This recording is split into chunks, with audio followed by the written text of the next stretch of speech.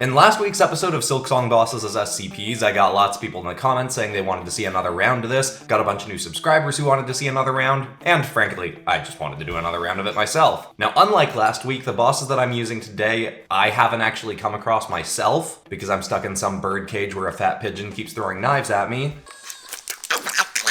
But I believe all of these bosses that I'm working with are still from Act 1 of the game, so we're still not getting too deep into spoilers. Though I have researched later bosses, and there are some pretty sweet looking ones that I would like to draw. So same deal as last time. Comments, likes, and subscribes are a good signal to me that people want a third round of this. But for now, round 2. Let's go! Hit like if you want, subscribe if you feel like, but either way, enjoy the show. Welcome back, everyone. As was amply requested, and due to a swell of new information we've acquired from Field Agent Cherry Teyama and her associates from Biosite 84, we are once again discussing the subcategory of SCPs from the subterranean realm under Adelaide, South Australia. Though, from how much territory Agent Cherry and her team have traversed, we suspect this series of caverns may extend far beyond what we'd initially believed. Some are suggesting that we build a new underground SCP Foundation site within this realm, firmly inside one of the safer territories of course, so that we do not have to haul these entities we intend to study and contain such great distances out of the caverns, than across the country.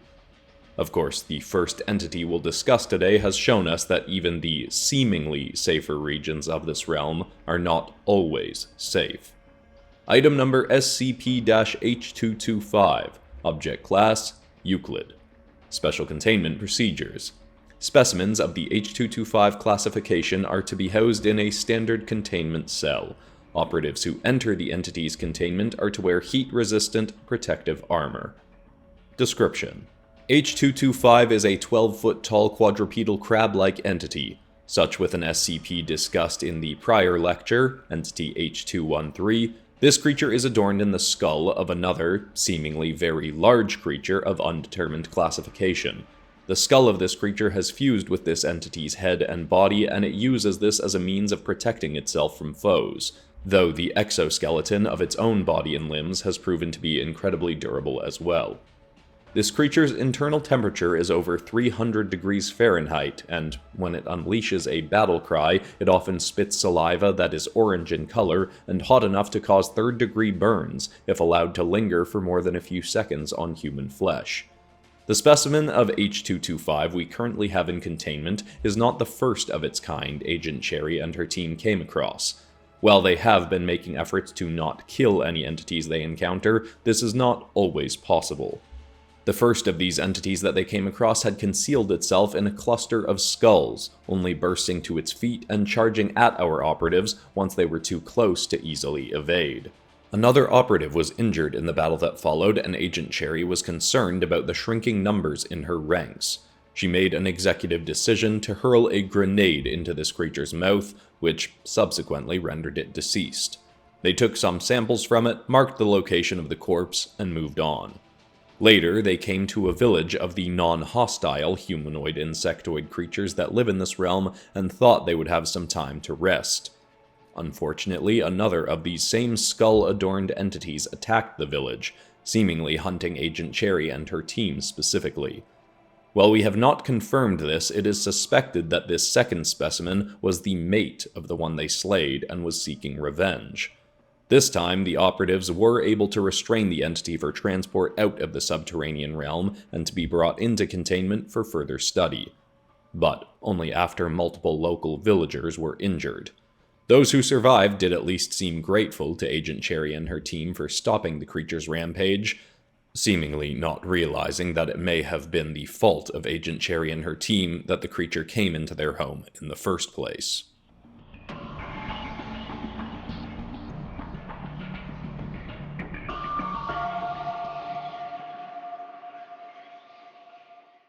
The next entity we'll discuss is one that has provided us with some significant new insights about even past creatures Agent Cherry and her team have encountered.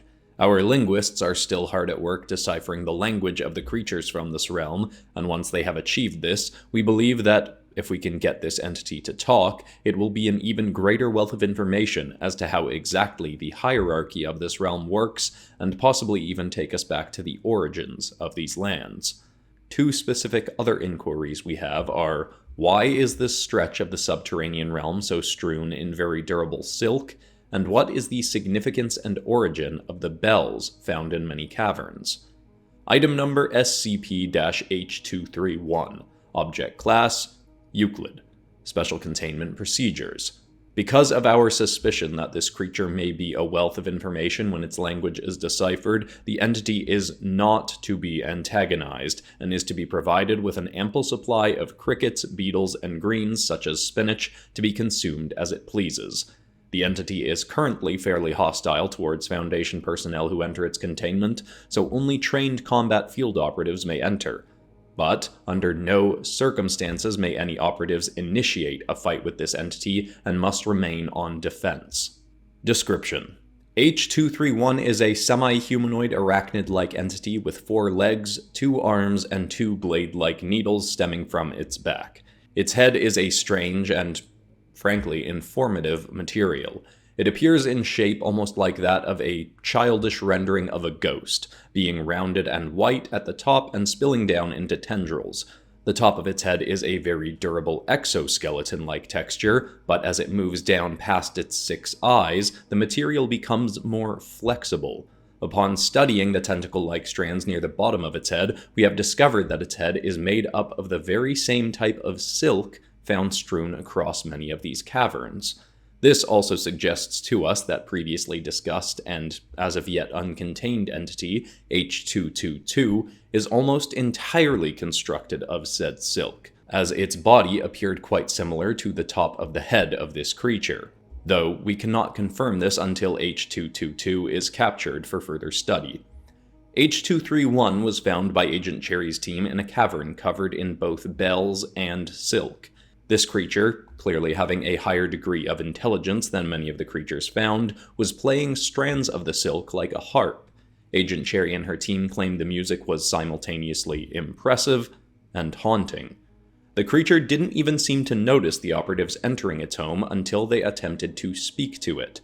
It then ceased its playing and attempted to speak back. Unfortunately, Agent Cherry and her team did not understand the language, and despite efforts to keep the creature calm, it soon after attacked, primarily using its agility and sharp claw-like hands as its weapons, but also hurling bells from across its home at the operatives. Agent Cherry and her team were eventually able to bind it in the very silk it played its music on so it could be transported to containment. Initially, we had hoped that this creature would prove to be one of the sources of the silk found across this realm, but despite it being arachnid-like, we have found no evidence to suggest this entity itself can produce this silk. Hopefully, upon further inspection of this realm, more answers will be found.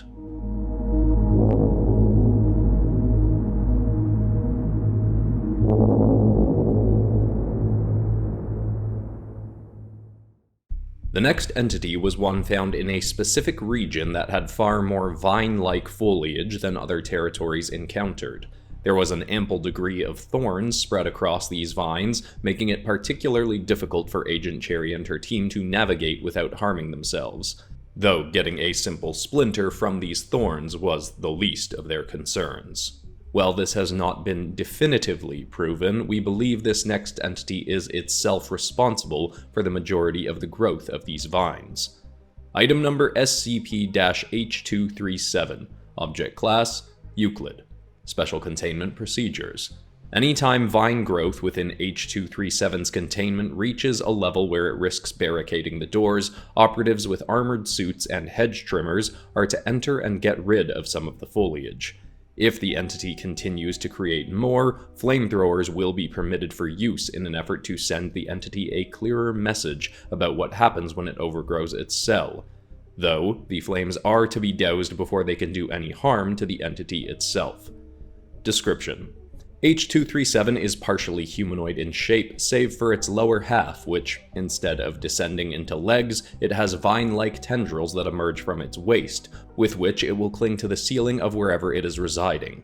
The entity's flesh is made of 2 core substances, One is a series of vines that clump together to make up its core shape, and its skin or exoskeleton covering this is made up of a durable, almost shiny tree bark-like material that takes multiple rounds of fire from an M16 assault rifle to puncture. Its primary weapon is its clawed hands, though thankfully for Agent Cherry's team, it has a tendency to telegraph when it is going to strike with one of its arms, as the black top layer of its exoskeleton over its claws will peel back, revealing sharper white claws beneath.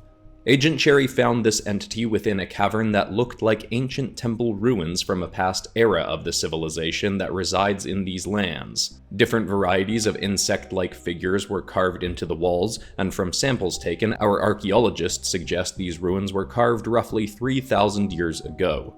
The ceiling of this temple was covered in thorned vines, and H-237 was concealing itself within them prior to beginning its assault on the operatives. Whether placed there by some higher being of this realm, or having taken the task upon itself, it seems this entity was acting like a temple guardian of sorts, and did not appreciate intruders. Not only did it use its claws to try and tear the operatives to shreds, but it was able to summon flying insects with flesh that resembled its own to fight back. And it had a sort of telekinetic ability to command the vines around it, and even spawn more, to lash at the operatives during its assault.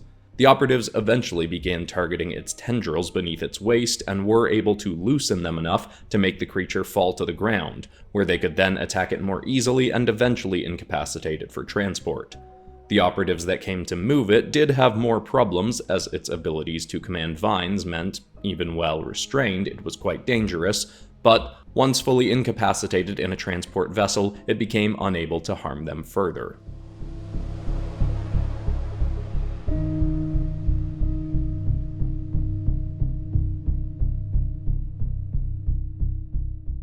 Alright, Drizzy boy, you said you want these ad reads to go a lot faster, right? Well, yes, but if you make them too quick, then tonally they could... Great, so I'm gonna run through the whole PopCross library as fast as I can, give people a quick idea of each book, then get us back to the video. Benny, that is not entirely necessary. First up, we got Vigilance, which is an anthology about the competitors of a superpowered sports fighting league.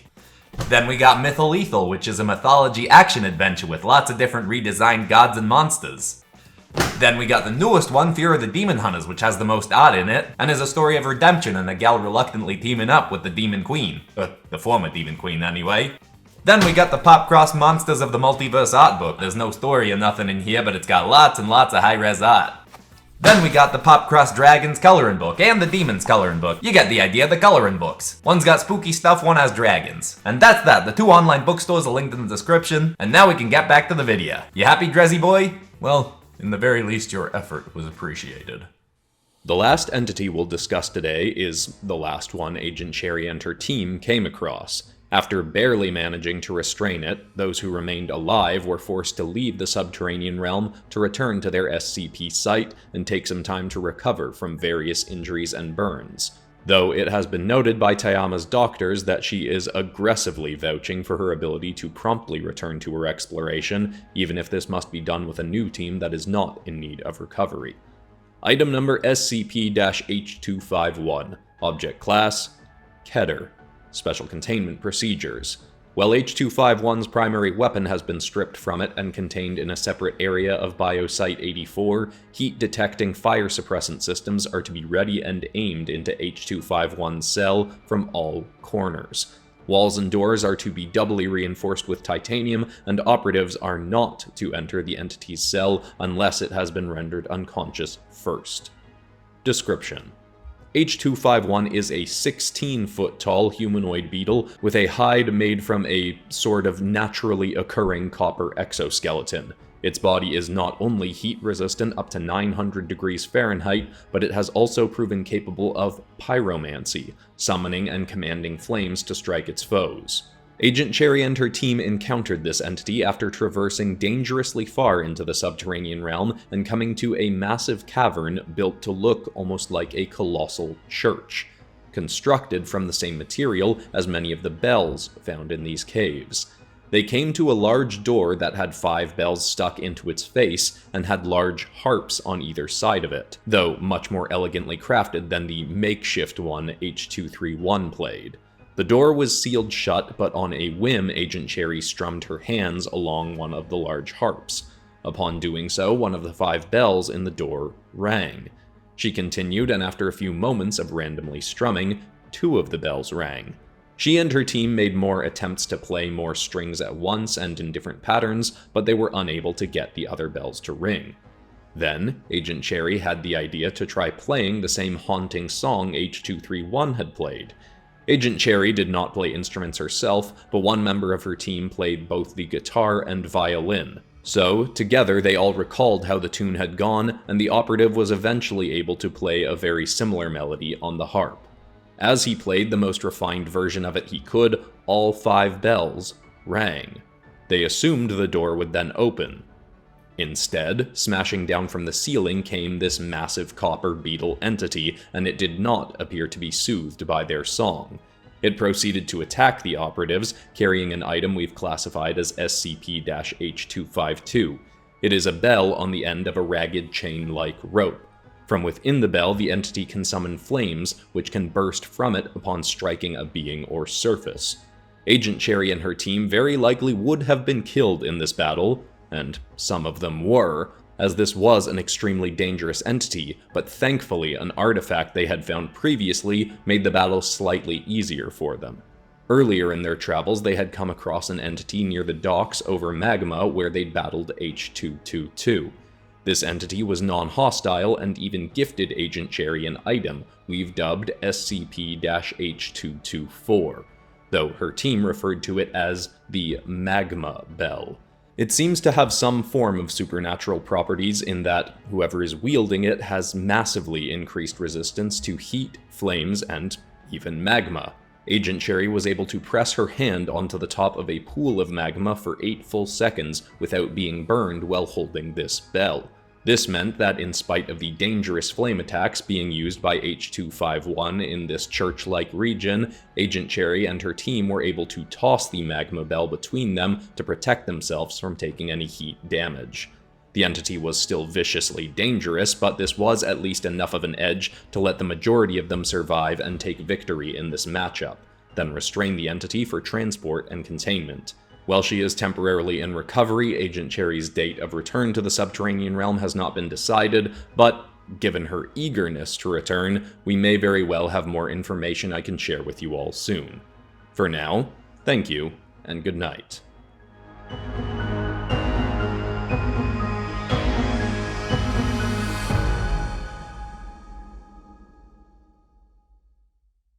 If you enjoyed this and you haven't seen the first episode of Silksong SCPs, you might want to go back to that, or maybe all the way back to my Hollow Knight as a horror story episode, which these episodes are a distant sequel to, or I also have a Hollow Knight variety episode that I actually kind of forgot about. But hey, it's there too if you want to see it. And besides that, that's all for today, except of course for ending this video on some kind of positive or inspiring note, and the thought I want to leave people with today is a question that you can ask yourself if you find yourself spiraling on negative thoughts or some kind of anxious thoughts, and you want to get yourself out of that loop. And that is simply, where am I? You can ask yourself this a whole bunch of times because the thing is, when you're having some kind of spiraling thoughts, odds are you're projecting yourself out into some kind of painful imagined future where you're having some kind of difficult argument with someone or some event that you think might happen is happening. So when you ask yourself, where am I? It just helps you reset, bring you back to being here and now. And if the thoughts are coming back and you cling to them and project yourself out again, you just ask again, where am I? And bring yourself back. I've found it very useful multiple times in my life, and I hope it's inspiring or helpful to someone out there. I love you all, and I'll see you all in the next episode on Monday.